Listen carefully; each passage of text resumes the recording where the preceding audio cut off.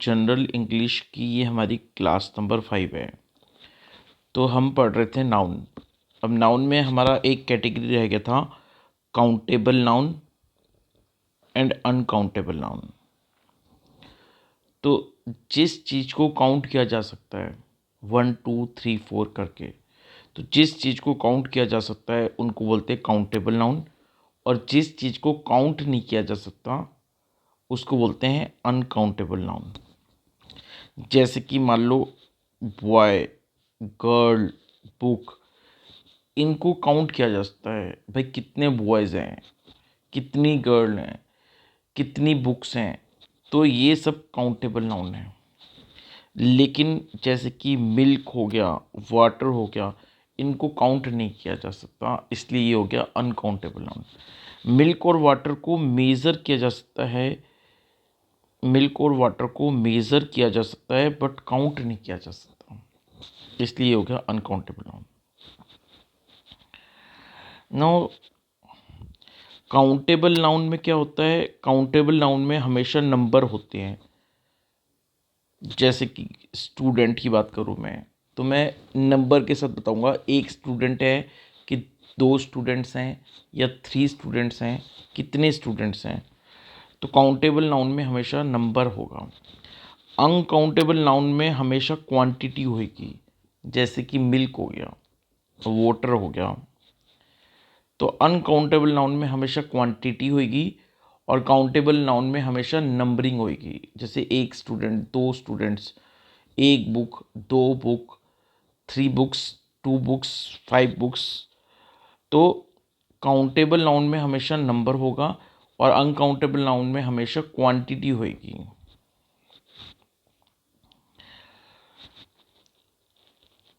तो ये था हमारा काउंटेबल और अनकाउंटेबल नाउन। तो जिसको काउंट किया जा सकता है वो काउंटेबल नाउन, जिसको काउंट नहीं किया जा सकता वो अनकाउंटेबल नाउन। अनकाउंटेबल नाउन को मेज़र तो किया जा सकता है लेकिन काउंट नहीं किया जा सकता। जैसे कि मिल्क, मिल्क को हम मेज़र तो कर सकते हैं बट काउंट नहीं कर सकते। लेकिन जैसे बॉय, कोई बॉय है, तो बॉय है तो फिर हम बॉयज़ को काउंट कर सकते हैं कि एक बॉय है या 2 बॉयज़ हैं या 3 बॉयज़ हैं। तो जिसको काउंट किया जाए वो काउंटेबल नाउन, जिसको काउंट नहीं किया जाए वो अनकाउंटेबल नाउन। नाउ अब हम स्टार्ट कर रहे हैं प्रोनाउंस। तो प्रोनाउन क्या होता है, तो जैसे मान लो मैंने कहा जैसे for example Ravi is a doctor. अब रवि के बारे में मैंने बताया कि रवि डॉक्टर है, रवि इज़ ए डॉक्टर। अब आगे मैं रवि के बारे में और बात बताना चाहता हूँ, तो मैं रवि का नाम यूज़ ना करके इसकी जगह क्या यूज़ कर लूँगा, ही इज़। तो ही का मैंने यूज़ कर लिया, he is very intelligent, he is very intelligent person. तो मैंने ये ही को किसके लिए यूज़ किया, रवि के लिए। तो ये ही क्या है, प्रोनाउन। ही क्या हो गया, प्रोनाउन हो गया। तो रवि हो गया नाउन, और इस नाउन के लिए मैंने क्या यूज़ किया, ही। तो ये ही हो गया प्रोनाउन। सिंपल सी बात है। तो प्रोनाउन क्या होते हैं, प्रोनाउन वो शब्द होते हैं जो नाउन की जगह यूज़ किए जाते हैं। तो प्रोनाउन वो शब्द होते हैं जो कि नाउन के स्थान पर यूज़ किए जाते हैं। जैसे कि ही, ये प्रोनाउन है, इसको मैंने रवि के लिए यूज़ किया। एग्जाम्पल और देख लो, मैंने लिखा Ram learns how to speak English. तो राम इंग्लिश सीख रहा है, Ram learns how to speak English. अब ये राम जो है ये नाउन है। फिर मैंने राम की और बात बताई, he studies daily to be able to speak it fluently. तो अब मैंने राम की जगह ही यूज़ करा, तो ही क्या है, प्रोनाउन। अब काइंड ऑफ प्रोनाउंस देखो, काइंड ऑफ प्रोनाउन। तो से पहले नाम सुनते हैं कि प्रोनाउन के नाम, फिर one by one her pronoun को डिटेल में देखेंगे। सिर्फ पहले प्रोनाउन के नाम हमें पता होना चाहिए। कितने तरह के प्रोनाउन होते हैं, जैसे कि personal pronoun, possessive pronoun, emphatic indefinite, relative, demonstrative pronoun, personal pronoun,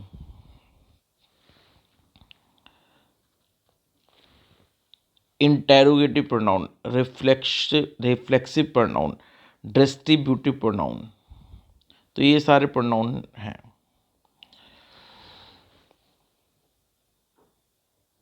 जैसे कि एग्जाम्पल,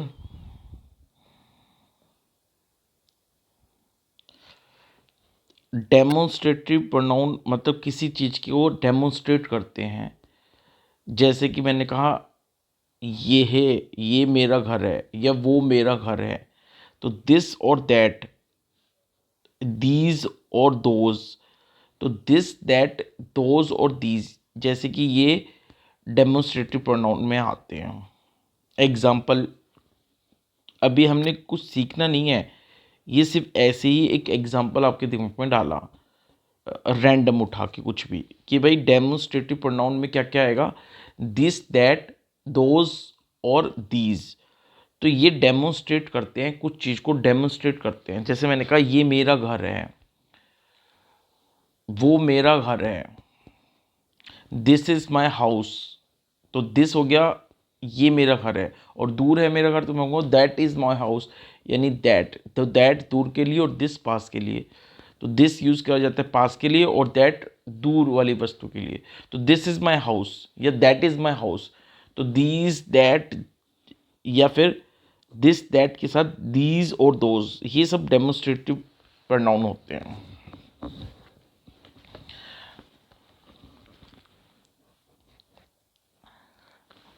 ऐसे ही पोसेसिव प्रोनाउन भी होते हैं। पोसेसिव प्रोनाउन मतलब जो ओनरशिप बताते हैं। जैसे कि मैंने कहा माय बुक, मेरी बुक, तो इट इज़ माय बुक, ये मेरी बुक है, माय बुक।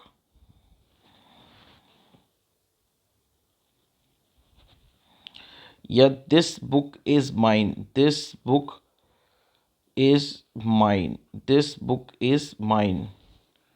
तो ये जो माइन वर्ड है या माई वर्ड है, ये एक तरह से कुछ पोसेसिव चीज़ यानी पोसेशन बता रहे हैं। तो अब खैर फिलहाल के लिए, वैसे तो ये जो यहाँ पे माई है ये एडजेक्टिव है, और ये माइन प्रोनाउन है। लेकिन अभी हमने इतना नहीं समझना फिलहाल के लिए। सिर्फ अभी हमने प्रोनाउन के नाम देखे कि प्रोनाउन के नाम क्या होते हैं। तो ये सारे प्रोनाउन के नाम होते हैं, ये सारे प्रोनाउन के नाम होते हैं। One by one her pronoun को हम समझेंगे। तो अब एक बात आपने सुननी है। देखो, जैसे कि फॉर एग्जांपल, अगर मैंने कोई सेंटेंस लिखा, तो उस सेंटेंस में अगर नाउन आ रहा है, तो नाउन के साथ कभी भी प्रोनाउन नहीं आ सकता। नाउन के साथ कभी भी प्रोनाउन नहीं आ सकता, ये ध्यान रख लेना कि नाउन के साथ कभी भी प्रोनाउन नहीं आ सकता। जैसे कि मैं बोलूँ ही और रवि, तो ही और रवि इकट्ठे नहीं आ सकते। रवि नाउन है, और ये जो ही है ये रवि के लिए यूज़ हुआ है प्रोनाउन। तो नाउन के साथ कभी भी प्रोनाउन यूज़ नहीं हो सकता, नाउन के साथ कभी भी प्रोनाउन यूज़ नहीं हो सकता, ये ध्यान रखना। अब आ जाओ एग्जाम्पल देख लेते हैं। एग्जाम्पल कैसे, थोड़ा थोड़ा अपने दिमाग में चीज़ों को डालते हुए चलो। जैसे मैंने लिखा ये है बुक मेरी है, दिस बुक इज़ माइन। तो मान लो मैंने ये लिख दिया sentence, this book is mine. तो दिस बुक इज़ माइन ये मैंने लिख दिया। अब देखो, मैंने आपको भी एग्जांपल दिया था डेमोन्स्ट्रेटिव में कि दिस और दैट ये प्रोनाउन होते हैं। दिस और दैट क्या होते हैं, प्रोनाउन होते हैं।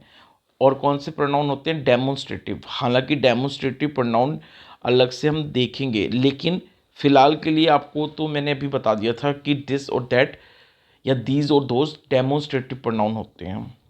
तो देखो, लेकिन ये जो बुक है ये नाउन है, सेंटेंस में ये जो बुक है ये नाउन वर्ड है, और हमें पता है नाउन के साथ कभी प्रोनाउन नहीं आ सकता।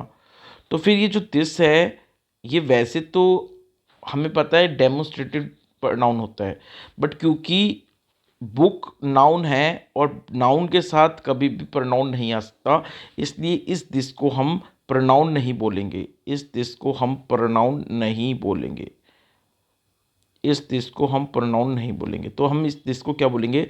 एडजेक्टिव बोलेंगे। क्या बोलेंगे? एडजेक्टिव। ये आपको सीखना है कि कब हम उसको प्रोनाउन बोलेंगे, कब हम उसको एडजेक्टिव बोलेंगे। जैसे कि मैंने बोला सम पीपल। अब जो ये सम है, सम, तो ये जो सम है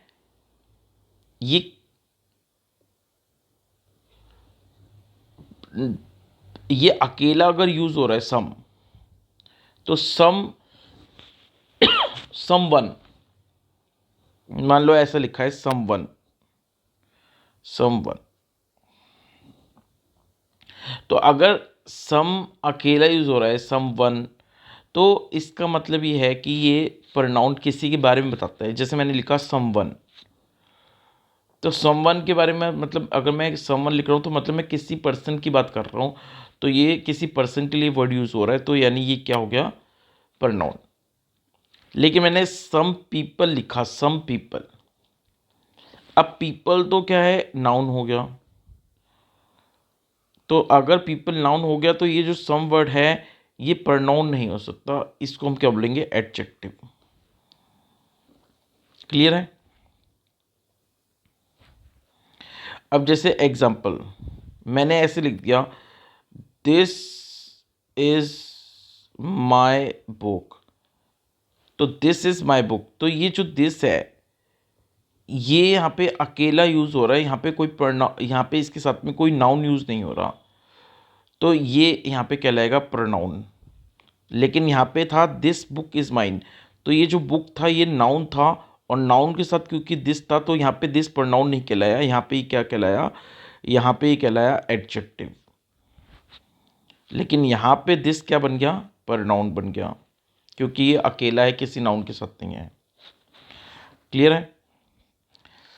अब देखो ये जो माई है, ये जो माई है, ये माई वैसे तो किसी पर्सन के बारे में बता रहा है, यानी ये माई जो वर्ड है ये किसी पर्सन के बारे के लिए यूज़ किया हुआ है।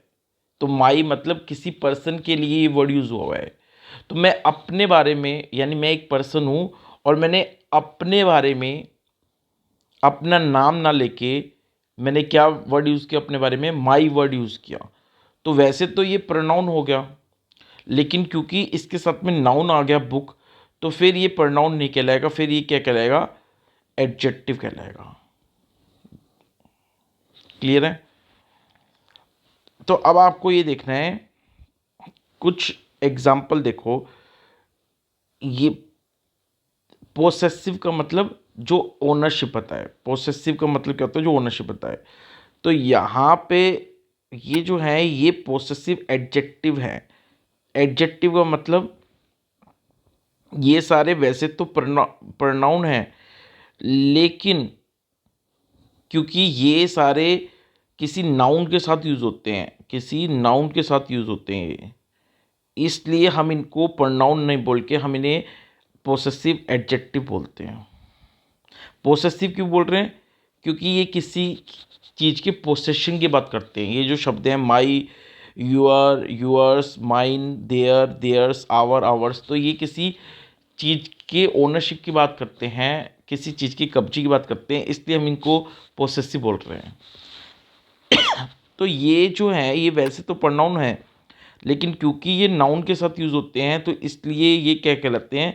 ये एडजेक्टिव कहलाते हैं। और ये बिना नाउन के यूज़ होते हैं, यानी के साथ में नाउन यूज़ नहीं होता है, इसलिए ये क्या कहलाते हैं? प्रोनाउन कहलाते हैं।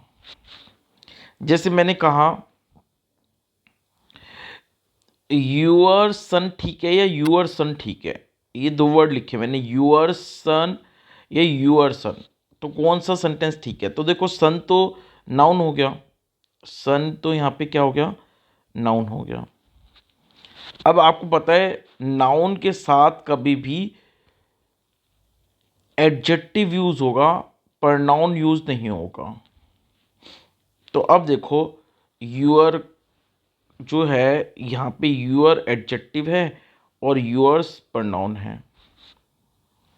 तो जब सन नाउन है तो नाउन के साथ प्रोनाउन तो हो ही नहीं सकता, तो यूअर्स प्रोनाउन है तो ये तो यूज़ हो नहीं सकता यूअर्स, और यूअर एडजेक्टिव है ये यूज़ हो जाएगा। तो फिर यहाँ पे यूअर सन तो ठीक होगा, लेकिन यूअर सन ये गलत हो गया, यूअर सन गलत है, यूअर सन सही है। क्लियर है? तो हमें ये पता होना चाहिए, ये टेबल को आपको याद करना पड़ेगा। तो ये जो लिखा है ये टेबल याद करो तो पता लगेगा। तो जैसे कि माई एडजेक्टिव है और माइन प्रोनाउन है, यूअर एडजेक्टिव है, यूअर्स प्रोनाउन है, हर एडजेक्टिव है और हर्स प्रोनाउन है, हिज में हिज एडजेक्टिव भी होता है और हिज को हम प्रोनाउन की तरह भी यूज़ करते हैं, देयर एडजेक्टिव है और देयर्स प्रोनाउन है, आवर एडजेक्टिव है और आवर्स प्रोनाउन है। जैसे कि मैंने क्या कहा,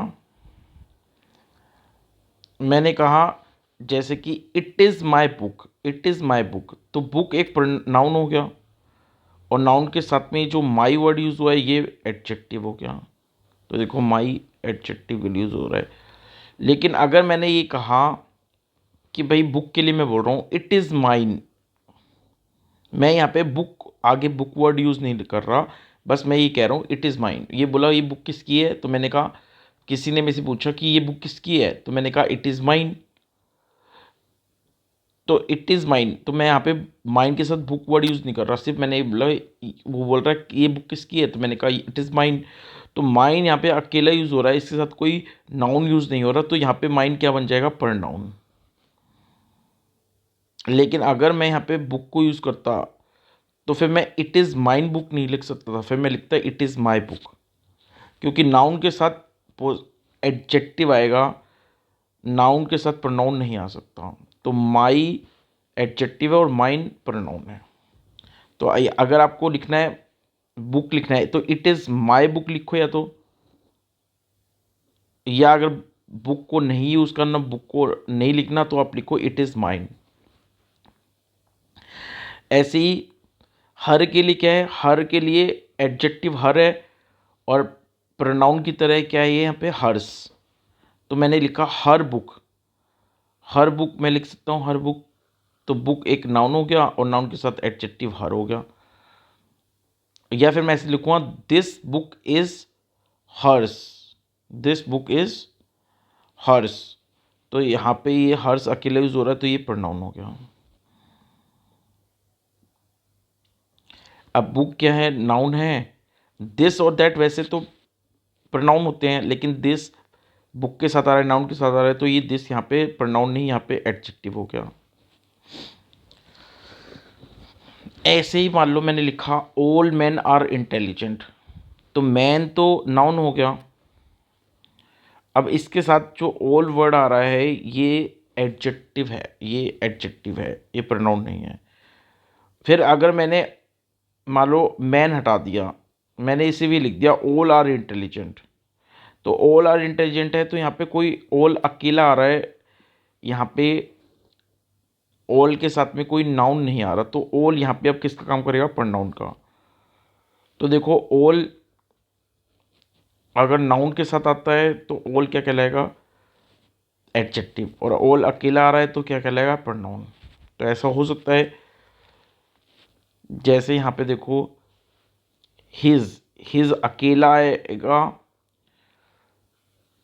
या नाउन के साथ आएगा, अगर हिज नाउन के साथ आ रहा है तो हिज क्या बन जाएगा, एडजेक्टिव, और हिज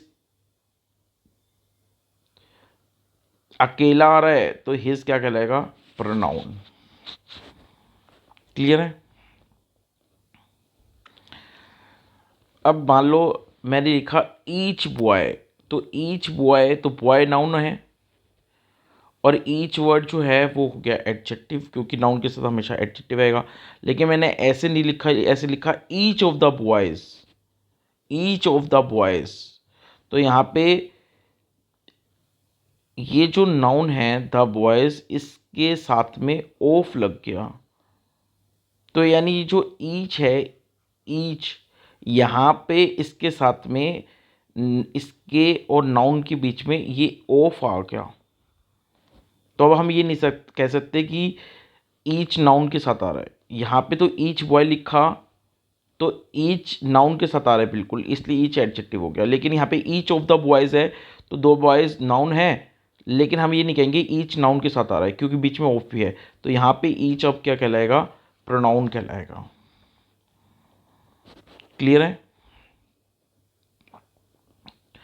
अब इंग्लिश में 3 पर्सन होते हैं, फर्स्ट पर्सन, सेकंड पर्सन और थर्ड पर्सन।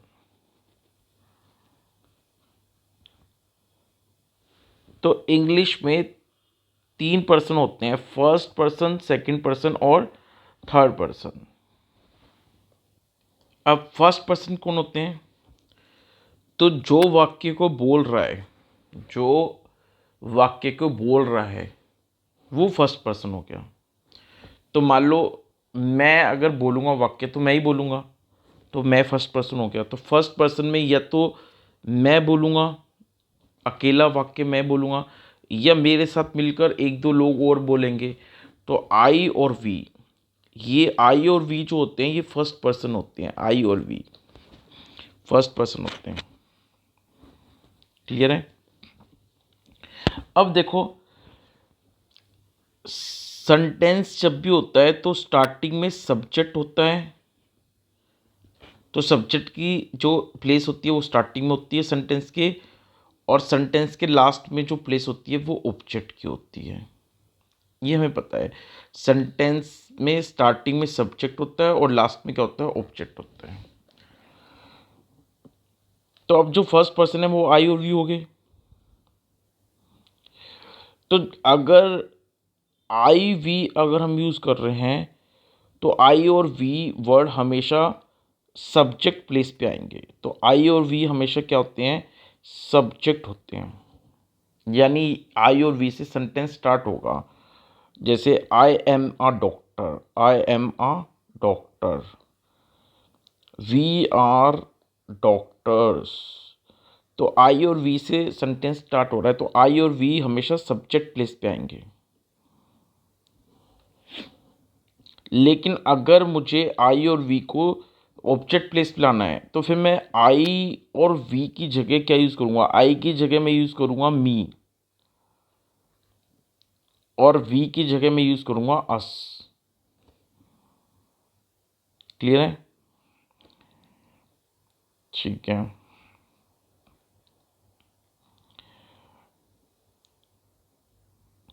आई का जो पोसेसिव नाउन है, आई का जो पोसेसिव नाउन है वो होगा माइन,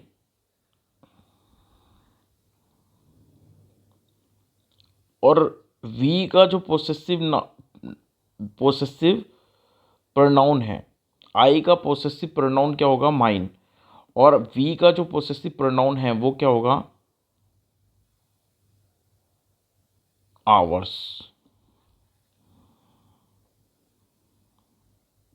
क्लियर है। तो और एक चीज़ और होती है, रिफ्लेक्सिव या एम्फेटिक प्रोनाउन। तो आई का रिफ्लेक्सिव या एम्फेटिक प्रोनाउन होगा आई का माई सेल्फ, और वी का जो रिफ्लेक्सिव या एम्फेटिक प्रोनाउन होगा वो होगा आवर सेल्फ। तो देखो, आई और वी को सब्जेक्ट की तरह यूज़ करना है, आई का ऑब्जेक्ट फॉर्म मी होगा और वी का ऑब्जेक्ट फॉर्म अस होगा। आई का पोसेसिव प्रोनाउन माइन है और वी का पोसेसिव प्रोनाउन आवर्स है। आई का रिफ्लेक्सिव या एम्फेटिक प्रोनाउन माई सेल्फ है और वी के लिए रिफ्लेक्सिव या एम्फेटिक प्रोनाउन आवर सेल्फ है। ये ध्यान रखने वाली बात है। अब आ जाओ सेकंड पर्सन में। सेकंड पर्सन कौन होता है? जिससे बात की जा रही है, जो बात कर रहा है, जो बोल रहा है, तो फर्स्ट पर्सन हो गया आई और वी। और जिससे बात की जा रही है सेकंड पर्सन हो गया वो। तो जिससे बात की जा रही है वो सेकंड पर्सन, तो वो होता है यू। तो सेकंड पर्सन होता है यू। अब यू को सब्जेक्ट की तरह भी यूज़ कर सकते हैं, यानी सेंटेंस में यू सब्जेक्ट भी हो सकता है, और यू को हम ऑब्जेक्ट के प्लेस पे भी यूज़ कर सकते हैं सेंटेंस में। तो यू का सब्जेक्ट फॉर्म भी यही होता है और यू का ऑब्जेक्ट फॉर्म भी यही होता है। अब यू का पोसेसिव प्रोनाउन यूअर्स होगा। यू का पोसेसिव प्रोनाउन यूएस होगा। और रिफ्लेक्सिव और एम्फेटिक प्रोनाउन यू का यूअर सेल्फ होगा या यूअर सेल्फ्स होगा। अब यू एक पर्सन के लिए भी यूज़ किया जाता है, यानी सामने मेरे सामने एक बंदा खड़ा है तो वो भी यू होगा, और मेरे सामने एक से ज़्यादा बंदे खड़े हैं, 2-4 बंदे खड़े हैं, तो उनके लिए भी मैं यू यूज़ करता हूँ। इसलिए यू के दो रिफ्लेक्सिव या एम्फेटिक प्रोनाउन होते हैं, यूअर सेल्फ या यूअर सेल्फ्स। नाउ थर्ड जो पर्सन होता है, थर्ड पर्सन, तो जिसके बारे में बात की जाती है वो थर्ड पर्सन हो गया। अब जिसके बारे में बात की जाएगी वो कौन हो गया? Third person. तो इसमें मैं ही हो गया, शी हो गया। ही हो गया किसी लड़के के बारे में मैं बात कर रहा हूँ, शी हो गया मैं किसी लड़की के बारे में बात कर रहा हूँ, इट हो गया मैं किसी चीज़ के बारे में बात कर रहा हूँ, और दे हो गया कि मैं किसी चीज़ के बारे में बात कर रहा हूँ। तो जब एक चीज़ होगी, वो सिंगल चीज़ होगी, तो उसके लिए इट यूज़ करूँगा, और एक से ज़्यादा वस्तु हैं तो उनकी बात कर रहा हूँ तो मैं दी यूज़ करूँगा। तो ही, शी, इट और दे ये थर्ड पर्सन हो गए। अब जो ही होता है उसको हम सब्जेक्ट की तरह ट्रीट करते हैं। अब ही सब्जेक्ट है। अब इसका अगर ही को हमें ऑब्जेक्ट प्लेस पे लाना है, सेंटेंस में स्टार्टिंग में अगर हम ही यूज़ कर रहे हैं तो वो सब्जेक्ट, लेकिन अगर ही को हम सेंटेंस के आखिरी में लिखना चाहते हैं तो फिर ही की जगह इसका ऑब्जेक्ट फॉर्म में यूज़ करेंगे। तो ही क्या है? सब्जेक्ट फॉर्म होता है। ही का ऑब्जेक्ट फॉर्म होता है हिम, और ही का पोसेसिव प्रोनाउन होता है हिज, और ही का रिफ्लेक्सिव या एम्फेटिक प्रोनाउन होता है हिमसेल्फ। ऐसी सी का सब्जेक्टिव फॉर्म होता है शी, और सी का ऑब्जेक्ट, यानी शी को अगर ऑब्जेक्ट की प्लेस पे लाना है तो ऑब्जेक्टिव फॉर्म होता है हर, और सी का पोसेसिव प्रोनाउन होता है हर्स, और सी का रिफ्लेक्सिव और इम्फेक्टिव प्रोनाउन होता है हर सेल्फ। ऐसे ही इट जो होता है वो सब्जेक्ट की तरह यूज़ होता है, और इट को ही ऑब्जेक्ट की प्लेस पे भी हम रख सकते हैं, और इसका पोसेसिव प्रोनाउन होता है इट्स, और रिफ्लेक्सिव और इम्फेटिव होता है इट सेल्फ। दे को सब्जेक्ट की प्लेस पे रखेंगे, लेकिन अगर दे को हमने सेंटेंस के लास्ट में ऑब्जेक्ट की प्लेस पे लिखना है तो हम फिर देम यूज़ करेंगे, और इसका दे का पोसेसिव प्रोनाउन देयर्स होगा, और रिफ्लेक्सिव या इम्फेटिक प्रोनाउन देम सेल्व्स होगा।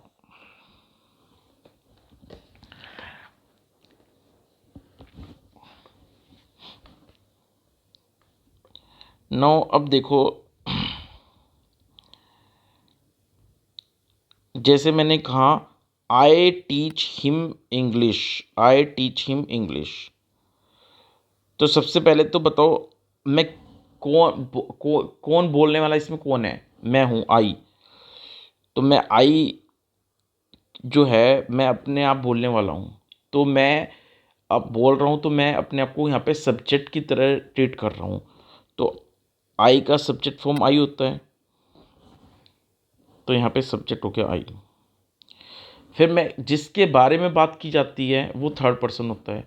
तो यहाँ पे किसके बारे में बात हो जाती है, उसके बारे में, आई टीच हिम। अब क्योंकि जो थर्ड पर्सन है जिसके बारे में बात कर रहा हूँ मैं, वो कोई लड़का है, उसके बारे में बात कर रहा हूँ कि मैं उसको इंग्लिश पढ़ाता हूँ। अब वो जो लड़का है, क्योंकि उसको मैंने ऑब्जेक्ट प्लेस पे रखना है, इसलिए ऑब्जेक्ट प्लेस में रखना है, तो फिर उस लड़के के लिए ही जो होता है वो सब्जेक्ट की तरह यूज़ होता है, और इसका इसका ही का ऑब्जेक्ट फॉर्म क्या होता है, हिम होता है। तो फिर मैंने यहाँ पे क्या यूज़ किया, हिम यूज़ किया।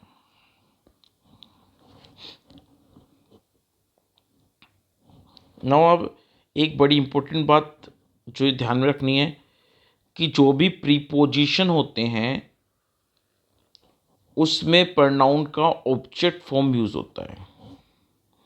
हमने देखा ना, जैसे आई है, तो आई एक प्रोनाउन है, लेकिन ये सब्जेक्ट की तरह यूज़ होता है।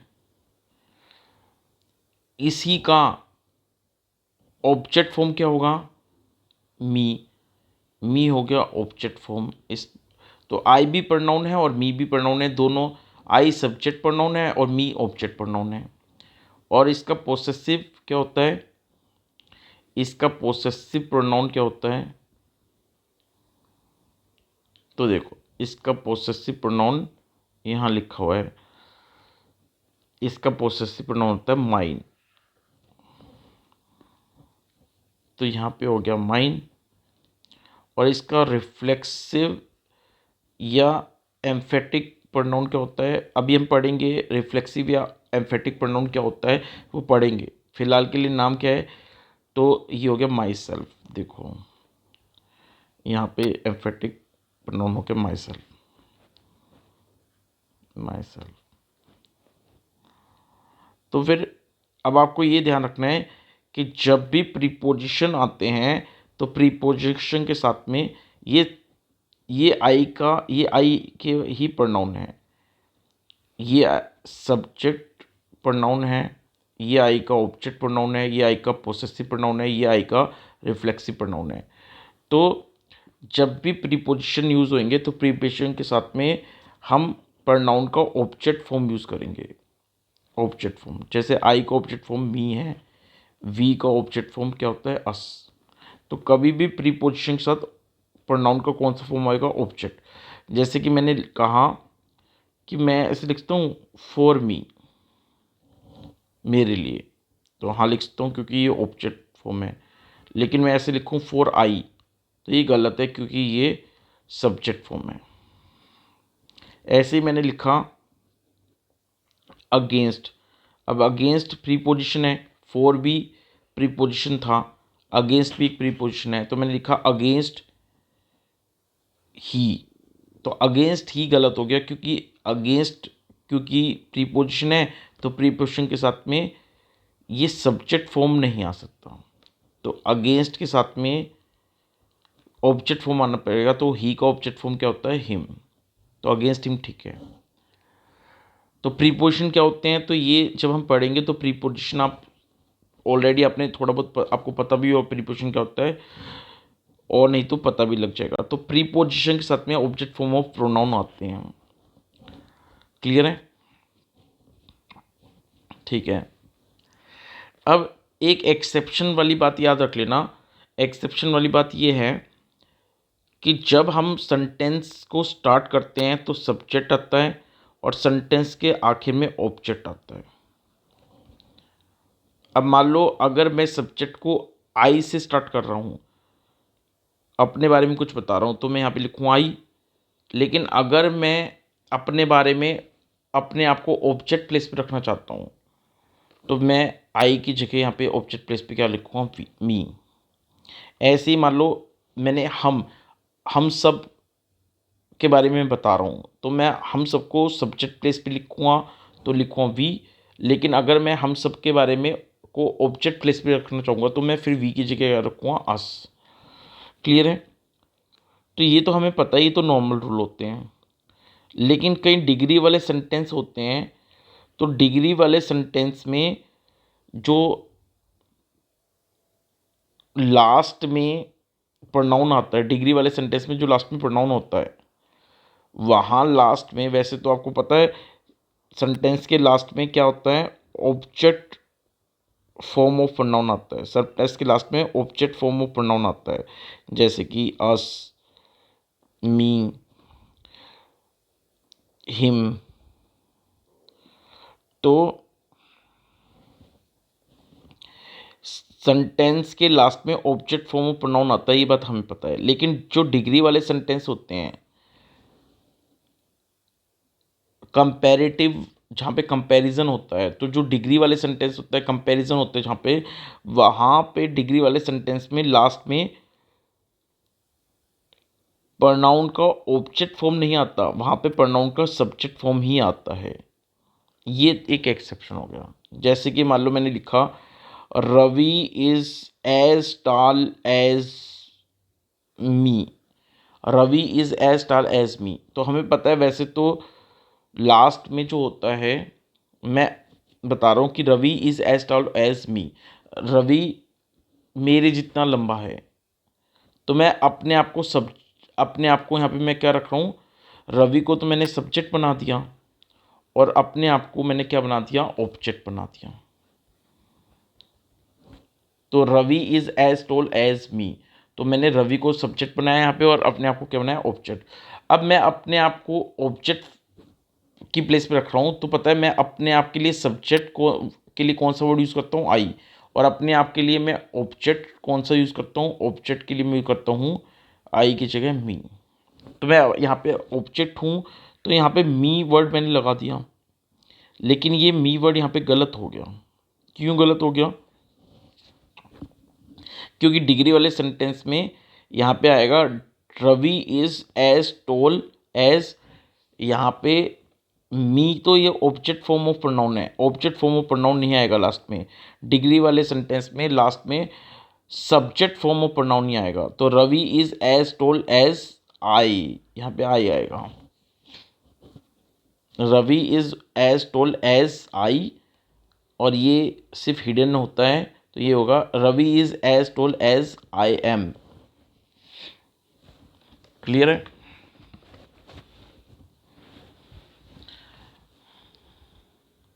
मान लो मैंने ये बताना है कि सारे मैंगो मैंने खा लिए,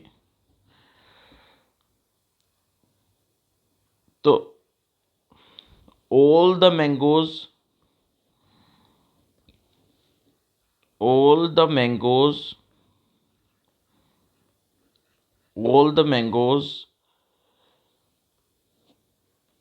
were eaten by me, all the mangoes were eaten by me। अब मैंने अपने आप को यहाँ पे सब्जेक्ट ऑब्जेक्ट बनाया है, मैंने अपने आप को यहाँ पे ऑब्जेक्ट बनाया है। तो ऑब्जेक्ट फॉर्म ऑफ प्रोनाउन क्या होती है, ऑब्जेक्ट फॉर्म ऑफ प्रोनाउन होती है फर्स्ट पर्सन की। जो फर्स्ट पर्सन होता है उसकी ऑब्जेक्ट फॉर्म क्या होती है, मी होती है। तो मैंने यहाँ पे मी रखा। क्लियर है? तो ये सही है। लेकिन अगर ये डिग्री वाला सेंटेंस होता तो फिर यहाँ पे लास्ट में ऑब्जेक्ट फॉर्म ऑफ प्रोनाउन नहीं आती, यहाँ पे फिर यहाँ पे सब्जेक्ट फॉर्म ऑफ प्रोनाउन नहीं आती। जैसे कि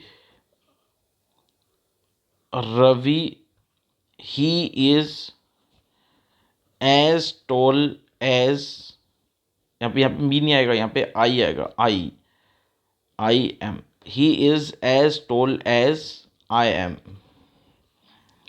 तो ये कुछ इम्पोर्टेंट बातें थी जो हमें ध्यान में रखनी है। तो प्रोनाउन हमने स्टार्ट किया है, प्रोनाउन को ही हम आगे नेक्स्ट क्लास में कंटिन्यू करेंगे।